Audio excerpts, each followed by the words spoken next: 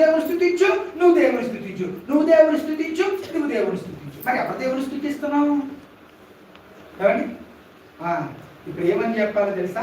హల్లెలూయా అనగానే ప్రభువుని స్తుతించడం అనే మాటకి అర్థం ఉంది చూసారా? ఆ తర్వాత మాట వాడాలండి మనం. ఏమైనా వాడాలో తెలుసా? మహిమ, రక్షణ, మహిమ, ప్రభావములు దేవునికే. హల్లెలూయా అని అనగానే మీరు హల్లెలూయా అనకూడదు. ఏమన్నా అసలు మామూలుగా అయితే అలవాటు పడిపోయింది కనుక ఈ మాట ఎన్నిసార్లు చెప్పినా 10 వారాల తర్వాత హల్లెలూయా అనుకుంటే మీరేమంటారు అంటే? కానీ మామూలుగా ఏమనాలా? రక్షణ, మహిమ, ప్రభావములు దేవునికే చెల్లుగాక. ఓకే, దేవుని స్తుతించండి. ఎంత నోరు తెలుసు గట్టిగా ఏమన్నా దేవుని స్తుతించన్నాను నేను ఏదో చెప్తున్నాడు అని చెప్పి హల్లెలూయా అంటారు. అసలు ఏమన్నారు మనం అప్పుడు? నేను హల్లెలూయా అన్నా, దేవుని స్తుతించండి అన్నా, మీరు ఏమనాలా? రక్షణ, మహిమ,